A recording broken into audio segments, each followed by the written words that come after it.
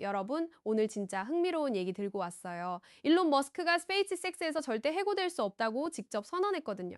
그냥 나 안 잘려 이런 말을 한 게 아니라 이걸 아예 회사 구조 자체에 박아 넣겠다고 한 겁니다. 잠깐 이게 무슨 말인지 차근차근 풀어볼게요. 끝까지 보시면 머스크가 왜 이 결정을 내렸는지, 그리고 이게 우리한테 어떤 의미인지까지 완전히 이해하실 수 있을 거예요. 그리고 채널 처음 오신 분들은 구독이랑 알림 설정 눌러두시면 이런 얘기 놓치지 않으실 수 있어요. 자, 일단 사건의 시작부터 가보겠습니다. 2026년 5월 16일 금요일 머스크가 X에 글을 하나 올립니다. 배경은 이래요. 파이낸셜 타임스가 먼저 보도를 냈어요. 스페이스X가 지배구조와 보상체계를 아예 뜯어고치려 한다는 내용이었는데 핵심은 두 가지였습니다. 첫째, 머스크가 해고되지 않도록 구조적으로 막아두겠다. 둘째, 머스크에게 수천조 원짜리 보상 패키지를 줄 수도 있는데 그 조건이 화성에 자립 가능한 식민지를 건설하는 것이라는 겁니다. 파이낸셜 타임스 보도가 나오자마자 머스크가 직접 X에 답했어요.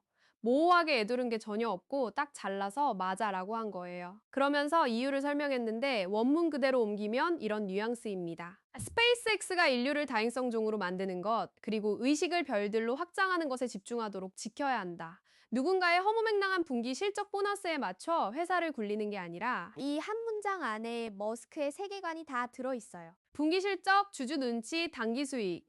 이게 머스크 입장에서는 그냥 불편한 게 아니라 자신이 만들려는 미래를 완전히 망가뜨릴 수 있는 독소예요. 그래서 아예 그 독소가 들어올 통로를 막아버리겠다는 겁니다. 머스크는 이 목표 자체가 터무니없이 어려운 것이라는 걸 본인도 인정해요. 근데 그 어려운 일이 성공하면 지구 경제 전체보다 몇 자릿수 이상 더 큰 가치를 만들어낼 거라고 했습니다. 동시에 가는 길이 완전히 순탄하지는 않을 것이라고 솔직하게 경고도 붙였어요. 이 부분이 저는 되게 인상적이었거든요. 보통 이런 선언을 할 때 우리는 반드시 성공할 것이다 이런 식으로 가는데 머스크는 우리가 어떤 여정을 걷든 흔들리지 않겠다는 식으로 표현한 거잖아요. 목적지보다 방향성에 더 방점을 찍은 거죠. 근데 이게 왜 지금 나온 거냐? 이 맥락을 모르면 반쪽짜리 이해밖에 안 됩니다. 스페이스X는 2002년에 세워진 회사입니다. 설립 목적 자체가 우주 여행 비용을 줄이고 인류를 다행성종으로 만드는 것이었어요. 근데 이게 그냥 홈페이지에 써 있는 미션 문구가 아니라 머스크가 실제로 모든 의사결정의 기준으로 삼는 원칙이에요. 테슬라를 보면 반대 사례가 뭔지 딱 보입니다. 테슬라는 2010년에 상장했어요. 그 이후로 머스크는 주주들한테 끊임없이 시달렸습니다. 이사회 구성, 보상 패키지 소송, 트위터 인수 때 테슬라 주식 팔았다고 욕먹은 것까지. 테슬라가 상장사가 된 순간부터 머스크는 주주들의 단기 수익 요구와 자신의 장기 비전 사이에서 계속 충돌해 왔어요. 스페이스X는 달랐습니다. 머스크는 스페이스X를 상장시키지 않으려고 의도적으로 버텨왔어요. 바로 이 이유 때문에요. 분기마다 실적 발표를 해야 하는 회사가 되는 순간 최고 경영자는 5년 뒤, 10년 뒤 이야기를 하는 게 아니라 다음 분기 숫자를 맞추는데 에너지를 쏟게 됩니다. 스타쉽 개발, 궤도 연료 보급, 생명 유지 시스템, 현지 자원 활용 기술 이런 것들은 당장 내년에 수익을 내는 기술이 아니에요. 10년, 20년을 내다보고 투자해야 하는 것들인데 상장사 구조 안에서는 그게 거의 불가능합니다. 머스크가 이 결정의 필요성을 느낀 배경에는 또 다른 이야기가 있어요. 머스크는 과거에 오픈 AI에서 이사회를 통해 밀려난 경험이 있어요. 2018년이었는데 표면상 이유는 이해 충돌이었지만 머스크 본인은 나중에 여러 차례 자신의 비전이 무시됐다고 얘기했죠. 테슬라에서는 주주들이 소송을 냈고요. 이 두 사건이 머스크한테는 일종의 교훈이었던 거예요. 외부 압력이 들어오면 아무리 창업자라도 원래 비전에서 밀려날 수 있다는 것. 그래서 이번에 스페이스X에서 하려는 게 바로 그 경로를 아예 차단하는 겁니다. 활동적인 투자자나 이사회 구성원이 더 빨리 수익 내라, 더 안전한 쪽으로 가라라고 압박을 넣을 수 없도록 구조 자체를 바꾸겠다는 거예요. 보상 패키지 이야기도 빼놓으면 안 되죠. 수천조 원 규모의 보상이 가능하다는 게 보도됐는데 이게 그냥 주는 게 아니라 화성에 자립 가능한 식민지를 실제로 만드는 것이 조건이에요. 달성 가능성이 불확실한 마일스톤에 연동된 보상. 이건 머스크가 단기성과 중심의 시 이 오보상 구조를 얼마나 싫어하는지를 보여주는 방식이기도 합니다. 분기 이익률이나 주가 목표치 같은 게 아니라 문명적 전환이라는 기준을 달성해야만 받을 수 있는 구조로 설계한 거잖아요. 비판적인 시선도 있습니다. 이건 공정하게 봐야 해요. 머스크는 이미 엄청난 의결권을 가진 사람이에요.